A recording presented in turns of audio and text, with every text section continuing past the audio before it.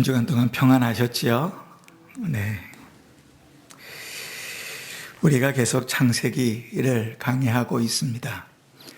앞에 신앙의 모든 인물들을 통해서 우리가 걸어가야 될 모습들을 보기도 하고 또 그렇게 살면 안 되는구나 하는 장면들을 만나기도 합니다. 아브라함을 통해서는 우리가 믿음으로 살아가는 것이 어떠한 것인지를 배우게 된다면 그의 조카 롯을 통하여서는 믿음으로 걸어가는 길에 어떠한 위험들이 있는지, 무엇을 우리가 조심하고 살아야 하는지를 배우게 됩니다. 소돔 땅, 하나님께서 보시기에 악하다고 평가하신 성임에도 불구하고 그 성에는 남색이 만연하고 성적으로 타락하였음에도 불구하고 그것은 지옥과 같이 고통스럽거나 고생스러운 곳은 아니었습니다. 롯이 그 땅을 바라보면서 묘사했던 대로 그 땅은 여호와의 동산 같고 애굽 땅 같았다, 그렇게 표현하잖아요. 사실 이 두 단어는 같이 쓸 수 없는 단어입니다. 천국과 지옥 이런 거하고 비슷해요. 여호와의 동산은 어디입니까? 여호와의 동산은 창세기에 나오는 에덴 동산이겠죠. 그죠? 에덴 동산은 하나님께서 처음으로 창조하신 가장 아름답고 풍요로운 곳입니다. 반면에 애굽 땅은, 성경에서 말하는 애굽 땅은 어디입니까? 죄악을 대표하지요. 그래서 이스라엘 백성을 애굽에서 건져냈다 하는 말을 이제 신약 성경에 오면 죄악에서 건져내었다로 표현하잖아요. 자, 그러니 하나님의 동산과 애굽 땅은 같이 쓸 수 없는 단어입니다. 같이 묶이는 단어가 아니거든요. 그런데 롯은 그것을 분별할 만한 분별력조차도 없어서 그것을 하나로 묶어서 쓰고 있습니다. 뭐 때문에요? 둘 다 살기가 좋거든요. 사는데 풍요롭고 걱정과 근심이 없는 곳이거든요.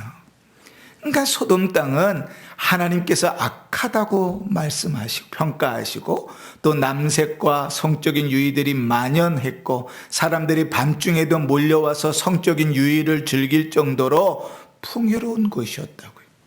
그러니 지옥 같은 괴로운 인생이 아니라 살기가 좀 괜찮은 인생이었을 거예요.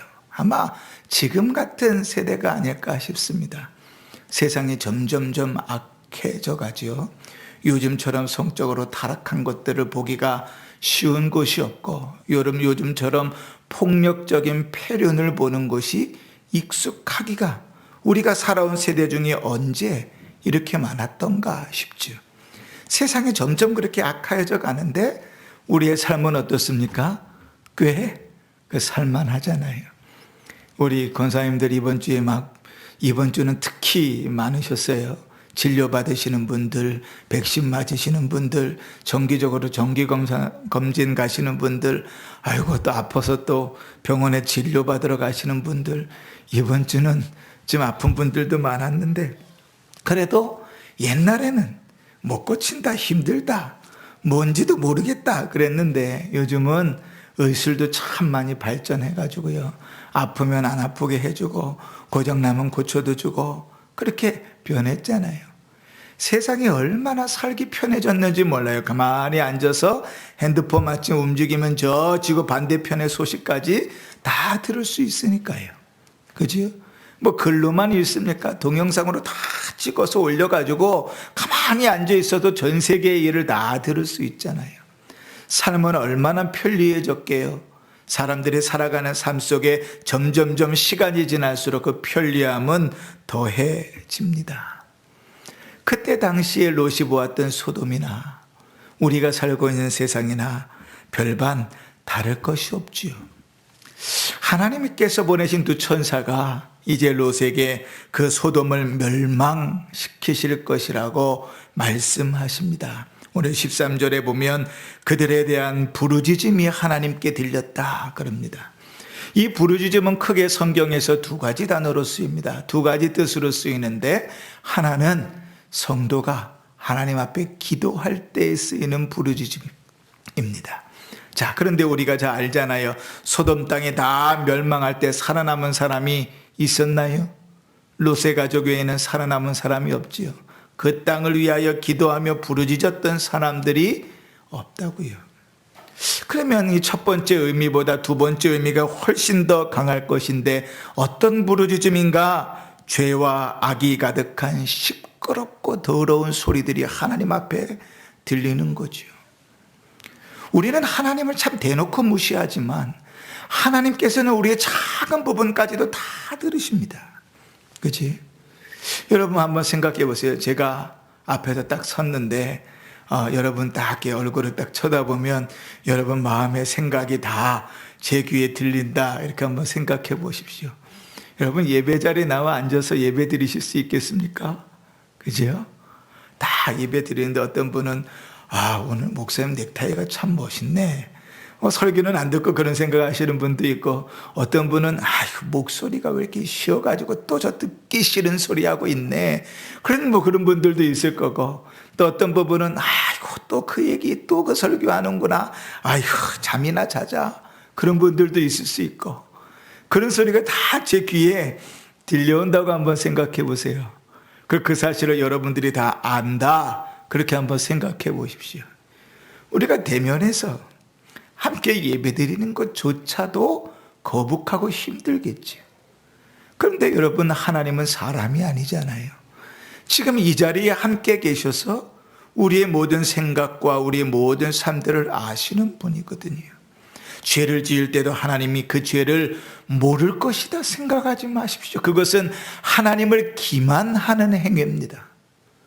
하나님 살아계셔서 우리와 함께 하시고 우리의 모든 일들을 보고 계시니 그들의 죄악의 시끄럽고 더러운 소리까지 다 들으시는 거죠. 자, 그것 때문에 하나님께서 그들을 멸망시키시겠다고 말합니다. 13절을 한번 보실까요? 이렇게 천사들이 얘기합니다. 그들에 대한 부르짖음이 여호와 앞에 크므로 여호와께서 이곳을 멸하시려고 우리를 보내셨으니 우리가 멸하리라, 이렇게 말합니다. 여러분, 우리나라 말은 한글은 참 잘 만들어진 말입니다. 히브리어에서 같은 단어를 두 번 쓰면 강조의 의미거든요. 13절에 하나님께서 이렇게 말할 수 있잖아요. 여호와께서 이곳을 멸하시려고 우리를 보내셨다, 이렇게 말할 수 있잖아요. 그죠? 여호와께서 우리를 보내셔서 이 땅을 멸망시키실 것이다, 이렇게 말할 수 있잖아요. 그런데 두 번 강조해서 쓴다고. 여호와께서 이곳을 멸하시려고 우리를 보내셨나니 우리가 멸하리라. 두 번을 반복해 얘기합니다. 하나님께서 강조하시는 것이죠. 반드시 멸망시켜 버리겠다고 하나님께서 다짐하시는 것입니다. 자, 여러분, 그렇게 하나님의 선포를 들었습니다. 세상이 멸망할 것이라는 선포를 들었습니다. 그 롯이 어떻게 했겠습니까? 하나님께서 멸망시키는구나. 야, 네 식구들을 다 데리고 성 밖으로 나가라. 근데 롯이 그 밤에 하나님의 말씀을 듣고도 성 밖으로 못 나가는 거예요. 계속 지체합니다. 그러니까 천사들이 재촉합니다. 빨리 데리고 나가라. 그런데도 이 롯과 그의 가족들이 지체합니다. 그러니까 어떻게 해요? 그들의 손을 잡고 억지로 성 밖으로 데리고 나가는 거죠. 여러분, 왜 롯이 그렇게 지체했을까요?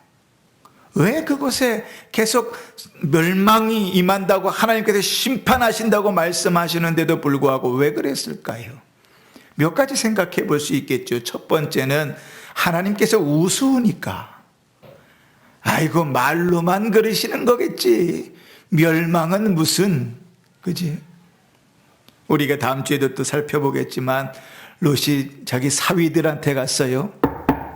하나님께서 멸망시키신댄다. 그랬더니 그 장인의 말을 뭐라고 그래요? 성경에 보면 농담으로 여겼더라. 히브리의 원어에 보면 비웃었더라. 그 아버지가 그 장인이 하는 꼬락서니가 하는 짓이 어느 정도였으면 장인이 말하는 것을 비웃을까? 사위가 장모가 말하는데 그 모습이 어땠으면 그것을 비웃을까? 며느리가 장인이 말하는데 그 모습이 어땠으면 비웃을까? 그죠? 다른 말도 아니고 하나님께서 이성을 지금 멸망시키신다고 급하여 얘기하는데 그거를 비웃어버렸다고요. 그것 때문에 그 사위 두 사람을 설득하자고 롯이 지체하는 것은 아닙니다. 이제 왜 롯이 지체했을까? 그 소돔성에 그의 모든 것이 다 있거든요. 이제 눈을 뜨세요. 제 눈을 보십시오. 소돔성에 그 모든 것이 다 있거든요. 자기의 전 재산이 다 있고 자기의 집도 있고 자기의 종들도 있고 다 거기 있거든요. 여러분 예를 한번 들어볼까요? 어떤 사람이 좋은 집을 지었습니다. 근데 이 사람은요 은행도 못 믿고요 사람들을 못 믿는 거예요. 오직 현금, 현찰, 금 이거 외엔 믿을 것이 없다 이렇게 생각해가지고 집 안에다가 현찰을 다 쌓아놓습니다. 집 안에다가 금괴를 다 쌓아놓습니다. 얼마를 가졌는지도 몰라요. 하여간 생기는 대로 다 집 안에다가 쌓아놓는 거예요. 그랬으면 좋겠지요. 별로 안 부러우신가 봐요. 우리 성도님들 참 좋아요. 다 쌓아놨어요. 그런데 어느 날 잠을 자는데 불이 났습니다. 홀라당 다 순식간에 타버렸어요. 그냥 몸만 빠져나와야 되는 상황이 돼버렸습니다. 그런데 머릿속에 딱 스치는 생각이 금괴, 현찰. 그러면 불이 막 타고 집이 막 타들어가는데 막 바닷바람으로 잠옷바람으로 뛰어나올 수 있습니까? 머릿속에 현찰이 아른아른거리는데 금괴가 아른아른거리는데 못 나가는 거지. 못 나갑니다. 그지? 제가 그렇게 말씀을 드렸는데 못 나가는 거지. 그지?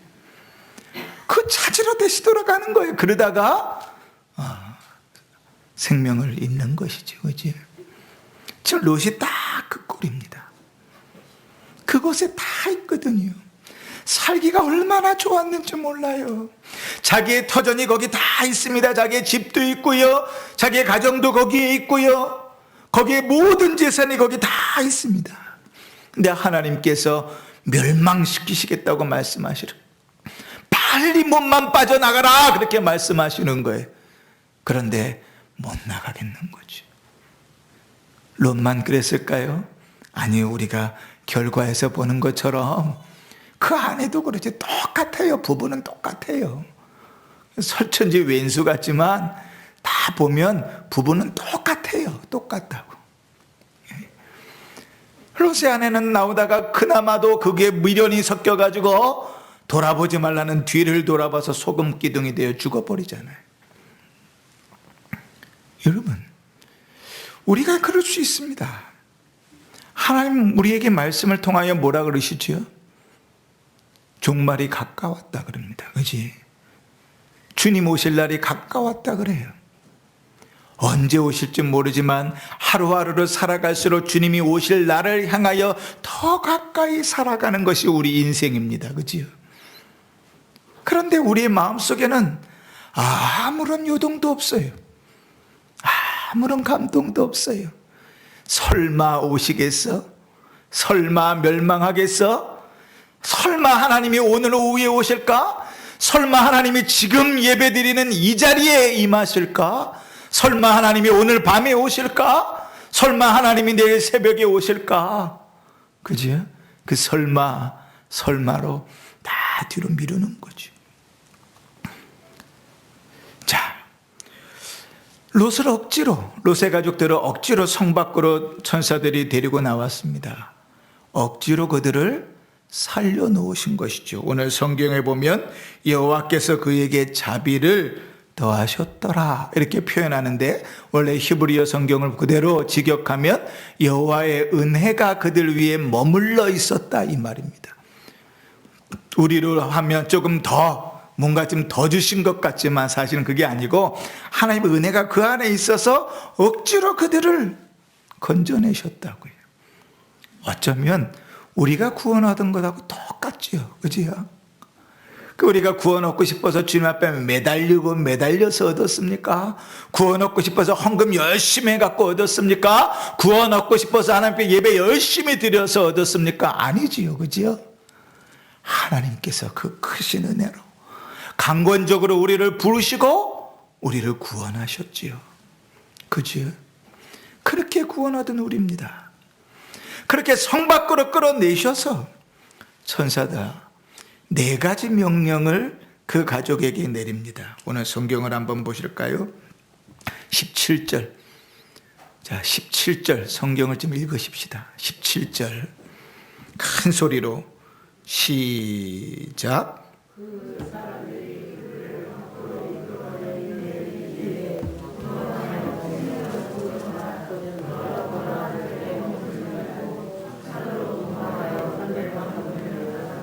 아멘. 오늘 우리가 읽은 17절은 이게 한 문장으로 되어져 있잖아요. 그런데 히브리어 성경에서는 이 17절이 4개의 명령으로 되어져 있습니다. 그 4개의 명령 중에 2개는 뭔가 하면 도망하라 하는 거예요. 도망치라. 하나님께서 멸망을 시키실 것이니 그것으로부터 도망치라 하는 것이고, 나머지 2개가 우리가 지금 오늘 살펴보고자 하는 내용입니다. 그 2개의 명령을 하기 위해 앞서 이렇게 말합니다. 17절을 다시 보시면 도망하여 생명을 보존하라, 그렇게 말합니다. 생명을 보존하라. 히브리어 성경 그대로 얘기하면 너희의 생명을 위하여, 너희가 얻은 구원의 그 생명을 유지하기 위하여, 너희에게 주어진 그 생명을 잘 지키기 위하여 뒤에 따라오는 2가지를 하라는 거예요. 그 첫 번째가 무엇인가 하면 돌아보지 말아라. 돌아보거나 들에 머물지 말고, 첫 번째 뭐냐면 돌아보지 말아라. 너희의 생명을 위하여 뒤돌아보지 말아라, 이렇게 말씀하세요. 근데 뒤돌아보는 게 뭐가 그렇게 중요해서 뒤돌아보지 말라고 단호하게 이렇게 명령을 하실까요? 여러분, 이렇게 성경을 이렇게 보면 참 이런 부분들이 재밌는데, 히브리어 성경에 돌아보지 말아라 이 말이요, 사실 직역을 하면 이런 뜻입니다. 관심을 보이지 말아라, 이런 뜻이에요. 관심을 보이지 말아라. 롯은 소돔 고모라 땅으로 가면서 그의 모든 관심이 어디 있었어요? 그 땅에 풍요로운 것에 있었어요. 그지? 떠나는 멸망시키시겠다고 도망가라고, 성 밖으로 도망쳐 나가라고 할 때에도 거기서 지체했던 이유가 뭐냐면 모든 그의 관심은 거기에 있거든요. 그런데 하나님께서 생명을 구원해내시고 그에게 명령하시는 첫 번째가 뭔가 하면 너희의 생명을 위하여 뒤의 것에 관심을 두지 말아라, 그렇게 말씀하시는 거예요. 뒤의 것에 관심을 두면 여러분, 우리가 앞으로 전진해 갈 수 없습니다. 뒤를 쳐다보고 앞으로 제대로 걸어가는 경우는 없어요. 그지요? 그런데 성경을 보니까요, 또 다른 하나의 특징이 있어요. 뭔가 하면 뒤를 계속 돌아보는 사람은요, 뒤의 것이 어떠한 것이든지 간에 그것을 아름답게 묘사합니다. 미화시켜요. 여러분, 우리 성도님들 옛날에 왕년에 그런 얘기 많이 하잖아요. 옛날 이야기를 하실 때 옛날 이야기를 아름답게 묘사합니까? 아니면 괴롭고 힘들고 아주 기분 나쁘게 평가절하해서 이야기합니까? 그제? 그 남자들은 모이면 군대 얘기 많이 하거든요. 군대 얘기하면 하나같이 얘기 다 들어보면 본인만큼 그렇게 멋있는 군인, 대단한 군인이 없어요. 실제로 들어가 보면 아무것도 아닌데 뒷일을 바라보면서 아주 아름답게 묘사하는 거예요. 성경에 그런 부분이 나옵니다. 이스라엘 백성들이 광야를 40년 동안 돌았잖아요. 근데 이스라엘 백성이 광야 생활을 하면서 어렵고 힘든 일을 만날 때마다 그들에게 나타나는 레파토리가 있어요. 그들이 불평불망하면서 반드시 이야기하는 게 있어요. 그게 뭐죠? 우리가 그렇죠. 애굽에 있을 때에는 근데 애굽에 있을 때는 얼마나 아름답게 묘사하는지 보세요. 출애굽기 16장 3절에 그들이 불평하는 내용이에요. 이스라엘 자손이 그들에게 이르되 우리가 애굽 땅에서 고기 가마 곁에 앉아있던 때와 떡을 배불리 먹던 때에 여호와의 손에 죽었더라면 좋았을 것을. 고기 가마에서 고기를 쌓아놓고 옆에서 떡도 배불리 먹으면서 풍족하게 살았던 그때 죽었으면 좋았을 것을. 여러분, 여기 왜 문제가 됩니까? 이스라엘 백성들은 애굽 땅에서 신분이 뭐였어요? 노예였어요. 노예인데 그 노예 뭐하는 노예냐면 지푸라기를 받으다가 벽돌을 구워가지고 성을 짓는 노예였다고요. 아침에 일어나면 성지로 일하러 나가서 저녁이 될 때까지 그 노동을 하고 돌아와서 자는 것이 그들의 일과였어요. 근데 그들이 뭐라고 추억하지요? 고기 가마 곁에서와 떡을 배불리 먹었을 때를 추억한다. 문제가 만날 때마다 늘 뒤를 바라봐요. 애굽에 있을 때는 그때는 바라보면서 아름답게 미워하고 살아가는 거예요. 거기에 갇혀서 사람들을 만나면요, 기를 쫙 빨아먹는 사람이 있고 기를 주는 사람이 있습니다. 어떤 사람을 만나면 힘이 생기는 사람이 있고 어떤 사람을 하면 힘이 쪽 빠지는 사람이 있어요.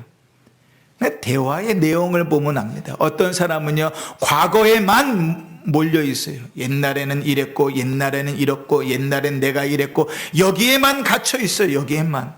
그런 사람하고 얘기하면 힘이 쭉 빠집니다. 그런데 힘을 주는 사람이 있어요. 그런 사람들은 어떤 사람이냐면 앞을 향하여 나가는 사람이에요. 예전엔 이랬지만 지금은 이랬지만 그러나 앞으로는 내일은 다음 달에는 이렇게 나갈 거야, 이렇게 변할 거야, 이런 일을 할 거야. 앞으로 나가는 사람이에요. 그런 사람하고 얘기를 하면 힘이 납니다. 내가 쓰러져 있어도 넘어져 있어도 같이 일어나고 같이 힘을 낼 수 있습니다. 뒤에 집착하고 뒤에 관심을 보이며 살아가는 사람은 앞으로 나아갈 수가 없습니다. 그런데 성도는 앞에 계신 예수 그리스도를 따라 닮아가는 자잖아요. 성도는 앞에 세워져 있는 표대를 향하여 살아가는 자잖아요. 성도는 천국의 본향을 향하여 앞으로 나아가는 나그네잖아요. 그런데 왜 뒤에 관심을 두고 삽니까? 뒤는 뭐예요? 우리가 예수 믿기 전에 살았던 모습이죠. 뒤는 뭐예요? 하나님을 알지 못하는 사람들이 살아가는 모습이지요. 뒤는 뭐예요? 주님 없이 살아갔던 모습이죠. 그때는 이것도 해도 좋았고, 그때는 저것을 해도 좋았고, 그때는 여기 가서 좋았고, 그때는 그 일을 해서 좋았는데 지금은 이렇다고 거기에 뒤에 갇혀 있으면, 뒤에 것들에만 관심이 있으면 앞으로 그 신앙이 정진해 나갈 수 없어요. 여러분, 성경은요, 우리에게 참된 신앙과 거짓된 신앙에 대해서 가르칩니다. 참된 신앙과 거짓된 신앙을 구별할 수 있는 기준은 두 가지입니다. 첫 번째는 하나님의 말씀을 따라 사는가? 하나님의 말씀을 따라 살지 않으면 열심히 살아도 그 신앙은 거짓일 수 있습니다. 두 번째 기준이 있어요. 하나님의 말씀을 따라 앞으로 나아가고 사는가? 어제보다는 오늘이 낫고 오늘보다는 내일이 나은 삶을 사는가? 지난주보다는 이번 주가 낫고 지난달보다는 이번 달이 더 나은 삶을 사는가? 그게 참된 신앙, 제대로 된 신앙을 가진 사람입니다. 그런데 거짓된 신앙을 가진 사람은 어제나 오늘이 똑같아요. 저번 주나 이번 주가 똑같아요. 아니, 지난달이나 이번 달이나를 비교해보면 이번 달이 더 뒤로 퇴보된 삶들을 살아갑니다. 그 신앙은 거짓입니다. 성경은 분명히 우리에게 그 구분할 기준을 줍니다. 우리 교회의 모토가 뭡니까? 성경적 신앙을 하자는 거예요. 제대로 된 신앙, 참된 신앙을 가지고 살자는 거예요. 하나님의 말씀에 입각해서 그 말씀을 붙들고 앞으로 나아가는 신앙이 우리에게 주어진 참된 신앙입니다. 그러면 여러분 한번 묻습니다. 여러분 어디에 관심을 가지며 사십니까? 뒤돌아보고 사십니까? 앞에 계신 예수 그리스도를 닮아가려고 힘쓰고 발버둥 치며 사십니까? 아니면 예전의 삶들, 주를 알지 못했을 때의 삶들, 하나님을 믿지 않았을 때의 삶들을 동경하고 거기에 관심을 두며 사십니까? 그지? 우리 오늘 고집쌤 기도하신 대로 코로나 시기 가운데 점점 모이는 것도 힘들어지고, 그죠? 예배하는 일들도 힘들어지면서 그 모든 일들 속에서 그것이 점점 우리에게 익숙해집니다. 장담해 볼까요? 딱 1년이 지나서 코로나 상황이 풀려도 그때 가서 우리 집 모입시다, 예배합시다, 성경 공부해야 됩니다, 모여서 성경 같이 읽읍시다, 막 그렇게 이제 다시 원래 본 궤도로 올라가려고 하면 지금이 그리우실걸요. 아유, 주일날 한 번만 예배 드리고 나니까 참 좋던데. 제게 제 연약한 고백입니다. 말레이시아를 갔더니 거기는 예배를 딱 한 번만 드리더라고요. 그러니까 한국 시간에 맞춰서, 그러니까 1시간 빠르니까 한국 시간 11시에 맞춰서 거기는 10시에 오전 예배 한번 딱 드리고 오후에는 없어요, 예배가. 물론 이제 청년부 모임도 있고 뭐 교육부도 모임들도 있고 뭐 교사들 모임, 찬양대 모임 이렇게 있긴 하지만 예배가 없어요. 처음에는 되게 낯설고 당황스럽더라고요. 예배를 드려야 될 것 같은데 딱 예배 드리고 나면 끝이니까요. 그런데요, 사람이 익숙해지는데 한 달이 안 걸리더라고요. 여러분, 뒤를 돌아보고 뒤에 관심을 두고 살면 앞을 향하여 나갈 수 없습니다. 근데 천사가 뭐라고 하죠? 너희의 생명을 위하여 뒤를 돌아보지 말아라. 너희가 얻은 생명, 너희가 얻은 영생을 유지하며 살아가는 길은 뒤를 돌아보지 않고 뒤의 것에 관심을 두지 않고 앞을 향하여, 그리스도를 향하여, 표대를 향하여, 천국을 향하여 그 길을 걸어가는 것이다. 할렐루야. 아멘이죠. 두 번째, 너희의 생명을 위하여 뭘 하지 말라 그럽니까? 들에 머물지 말라, 그렇게 말합니다. 여러분, 여기 들에 머물지 말라는 이 들이라는 말은 보통 들판을 얘기하는 히브리어의 사대라는 말이 단어가 있습니다. 그런데 오늘 17절에서 쓰여져 있는 들은 사대라는 단어가 아니고요, 키카르라는 특이한 단어입니다. 이 키카라라는 단어는 어디에 쓰는 거 하니 요단 골짜기의 비옥한 들판을 얘기할 때만 쓰는 거예요. 우리가 호남 평야 그런 말 쓰잖아요. 호남 평야 그러면 참 곡식이 풍성한 평야를 이야기하잖아요. 이 키카라라는 말도 그런 것입니다. 요단강가에 아주 비옥한 들판을 얘기할 때 키카르라는 단어를 써요. 그런데 오늘 17절에 들에 머물지 말고 라고 하는 말은 키카르라는 말입니다. 이 말은 이런 뜻이에요. 너희의 생명을 위하여 앞을 보고 걸어가고 있는데 걸어가는 그 길에 좋고 편안하고 안락하고 좋은 것들이 보일지라도 거기에 머물러 서지 말아라. 너희가 가야 될 곳을 향하여 그곳까지 가는 길을 멈추지 말아라. 끝까지 그 길을 걸어가라. 그렇게 말씀하시는 거예요. 여러분, 우리가 믿음으로 뒤의 것들을 포기하고 앞을 향하여 예수 그리스도를 향하여 믿음의 걸음들을 걸어갈 때 우리에게 얼마나 많은 유혹이 있는지를 아십니까? 우리가 버린 것보다 더 아름다운 것, 더 좋은 것들의 유혹이 우리가 걸어가는 앞길에 계속하여 주어집니다. 그 일들 속에서 멈추지 말라고 말하는 거예요.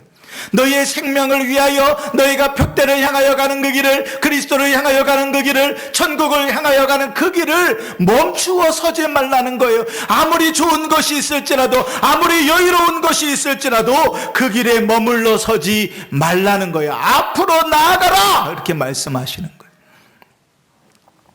여러분, 야곱이 그 형 에서를 피해서 도망갔다가 이제 하나님 말씀을 듣고 다시 가족을 데리고 돌아오지 않습니까? 자기 땅으로 돌아오는데요, 돌아오는 길에 오는 내내 그의 걱정은 무엇인가 하면 형 에서와의 관계입니다. 형이 나를 죽여버릴 것이거든요. 그 문제를 풀어야 하는 것이 그에게 얼마나 큰 숙제였던지, 야복 강가에서 하나님을 만나 씨름하고 하나님께서 야곱을 이스라엘이라고 바꾸어 주었음에도 불구하고 그 앞에 온갖 인간의 술수를 내서 그 형을 위로하려고, 그 형을 회유하려고 온갖 예물들을 앞으로 보내잖아요. 그 결과 어떻게 됐지요? 자기의 생각하고는 완전히 다르게 에서하고 아주 화해를 잘하지 않습니까? 그 화해를 다 마치고 야곱은 베델로 내려갔어야 됐습니다. 왜냐하면 그가 하나님과 언약을 맺었던 자리거든요. 하나님 앞에 서원했던 자리, 주께서 이곳으로 돌아오게 하시면 내가 하나님 앞에 10의 1조를 드리겠다고 약속했던 자리가 베델이잖아요. 베델로 돌아와야 됩니다. 그런데 형하고의 모든 문제가 해결되고 나니까 그는 베델로 가던 길을 멈추고 숫곳에 머뭅니다. 숫곳은 우리간이라는 뜻입니다. 그러니까 목축을 하는 사람 입장에서는 숫곳만큼 양떼를 치기에 좋은 곳이 없어요. 거기에다 집을 짓고 외양간을 짓고 그곳에 머물러 버립니다. 그러다가 거기서 조금 더 내려가서 세겜으로 내려가서요, 사람들이 이미 세겜에서 자리를 잡고 살고 있는데 그 땅이 얼마나 풍요로운지, 그들이 들어가 살아도 전혀 문제가 되지 않을 만큼 풍요로운 땅이었어요. 그러니까 세겜으로 이사가서 그곳에 머물러 삽니다. 어디로 가야 되는데요? 베델로 가야 되는데, 하나님께서 그의 딸 디나를 강간당하게 하시는 그 사건을 통해서 그 머물러 섰던 그곳에서 다시 베델로 내려가게 하십니다. 아브라함이 믿음이 없을 때에 그의 아버지와 함께 식구들이 다 갈대 우리에서 출발해서 떠나왔지요. 하나님의 말씀을 따라 약속하신 곳, 말씀하시는 곳으로 떠나가다가 하란에 머물렀잖아요. 그 아버지가 여기 머물자고 하니까 거기 머물러 있는데요, 그것은 하나님께서 명령하신 곳, 그들의 목적지가 아니었잖아요. 그러니까 하나님께서 어떻게 하십니까? 다시 하란에서 불러내시지.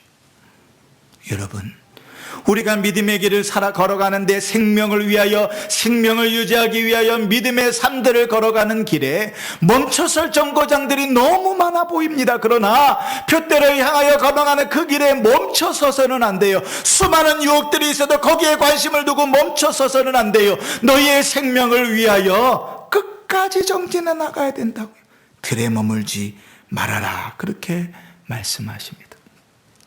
사랑하는 성도 여러분, 우리는 구원받은 성도인데 세상에 참 관심이 많지요.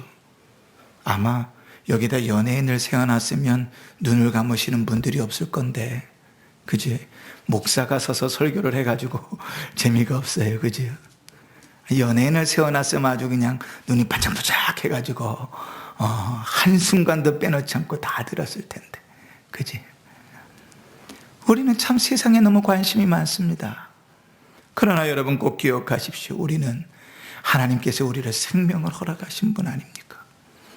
우리의 능력으로가 아니라 하나님의 억지로 우리를 구원해내신 분 아닙니까? 하나님의 강권적인 은혜로 구원하신 분 아닙니까? 그 주님께서 우리에게 너희의 생명을 위하여, 너희의 영혼을 위하여, 너희의 영생을 위하여 뒤를 돌아보지 말고 들에 머물지도 말고 앞으로 나아가라고 주님께서 말씀하십니다. 우리는 본향을 향하여 걸어가는 나그네가 아닙니까? 앞서가신 예수를 따라가는 자가 아닙니까? 우리 앞에 세워져 있는 표대를 향하여 걸어가는 자가 아닙니까? 그지? 그러니 사랑하는 성도 여러분, 우리의 삶을 돌아보아 혹 뒤의 것에 우리의 마음을 뺏기고 있다면 그 마음들을 주님 앞에 기도하면서 내려놓으십시오. 우리 입술에 말하는 것이 늘 뒤의 것에 지나은 것을 자랑하며 그것으로 만족하고 살고 있다면 여러분, 그것을 주님 앞에 내려놓으십시오. 우리는 앞을 향하여 걸어가야 될 자입니다. 그리스도를 향하여 걸어가야 될 자입니다. 주의 말씀을 따라 믿는 자의 도리를 따라 걸어가야 될 자입니다. 바울이 에베소 교회 성도들을 향하여 이렇게 권면하는 음성을 함께 듣기를 원합니다. 에베소서 4장 22절 이하에 너희는 유혹의 욕심을 따라 썩어져가는 구습을 따르는 옛사람을 벗어버리고 오직 너희의 심령이 새롭게 되어 하나님을 따라 의와 진리의 거룩함으로 지으심을 받은 새 사람을 입으라. 할렐루야. 아멘. 뒤에 것들은 다 지나갔습니다. 지나간 것은 지나간 것으로 족한 것입니다. 우리는 앞을 향하여 열심히 달려갈 때자입니다. 사도 바울은 그래서 성도의 인생을 경주에 비유했습니다. 그죠? 그 경주가 끝날 때까지, 결승전에 도달할 때까지 열심히 힘써 걸어가는 것입니다. 뒤돌아보지 마시고 멈춰서지 마시고 우리에게 주어진 믿음의 삶들을 힘써 걸어가 주께서 우리를 구원하시며 구원하신 자들에게 허락하시는 귀한 은혜들을 풍성히 누리며 살아가는 복된 성도들 되시기를 주의 이름으로 축원합니다. 아멘.